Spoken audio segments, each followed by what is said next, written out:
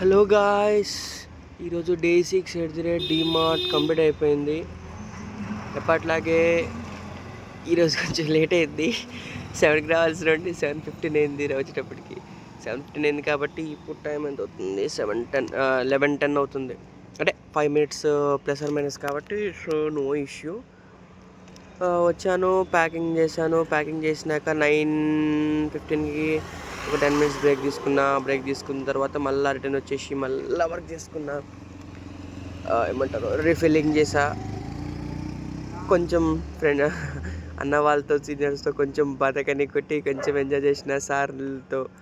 అంటే సార్లు అందులో ఉండరు కానీ మనం మొత్తం అంటే ఏమంటారు, మనతో ఫ్రెండ్లీగా ఉంటారు. ఎందుకంటే కస్టమర్స్ ఎవరు ఉండరు, అందరు వెళ్ళిపోతున్నారు.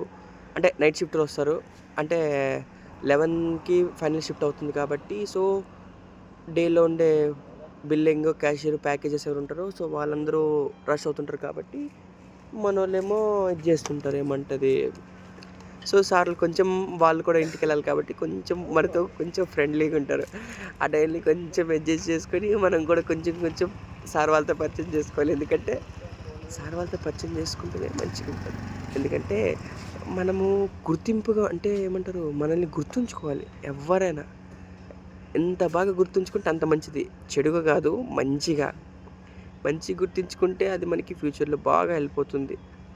అందుకే నాకు చిన్నప్పటి నుంచి అంత అలవాటు లేదు. కానీ నేను ఎప్పుడైతే 9థ్కి వచ్చాను, 9థ్ నుంచి నేను ఎవరైతే ఫ్యాకల్టీస్, టీచర్స్ ఉంటారో వాళ్ళతో బాగా మాట్లాడడానికి, అంటే పరిచయం పెంచుకోవడానికి ఎక్కువ ప్రయత్నిస్తుండే. ఇప్పటికి కూడా నా 9థ్లో 10థ్లో కానీ, ఇంటర్మీడియట్లో కానీ, B Tech first year, second year, third ఇయర్లో వచ్చేసిన.